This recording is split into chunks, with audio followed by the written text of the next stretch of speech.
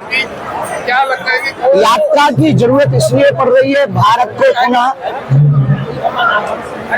को पुनः खंड खंड करने की तैयारी है।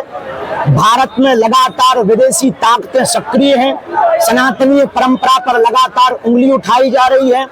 यमुना जी की स्थिति देखकर, गौ माता की स्थिति देखकर, ब्रज की स्थिति देखकर और विदेशी ताकतें लव जिहाद, लैंड जिहाद, थूक जिहाद, मूत्र जिहाद के द्वारा लगातार हिंदुओं पर जो कुठाराघात हो रहा है, उस कुठाराघात को हटाने के लिए जो जातियों में विद्वेष मचा, जो जातिवाद, क्षेत्रवाद, भाषावाद मचा, उन तीनों वादों को शून्य करने के लिए, भाषावाद, क्षेत्रवाद और जातिवाद को शून्य करने के लिए हमने पुनः प्रण लिया कि अब दिल्ली से वृंदावन तक हम पुनः पैदल 140 किलोमीटर चलेंगे।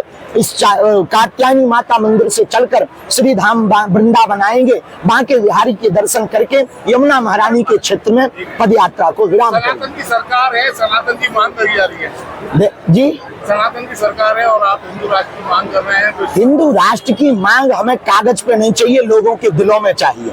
हम तलवारों से युद्ध नहीं करना चाहते, विचारों का युद्ध करना चाहते। हम तलवारों से परिवर्तन नहीं लाना चाहते, विचारों से परिवर्तन लाना चाहते। और विचारों का मतलब प्रत्येक व्यक्ति के विचार कट्टर हिंदुत्व के हो गए। कट्टर हिंदुत्व का मतलब हमें किसी को मारना या गिराना नहीं है, सबको गले लगाना और अपनी संस्कृति की रक्षा के लिए आगे आना। पहले से हिंदू राष्ट्र घोषित है, अब घोषित की तरफ है। जो हिंदू राष्ट्र मानेगा उससे फायदा होगा, जो नहीं मानेगा नुकसान होगा। बिल्कुल बात सही है।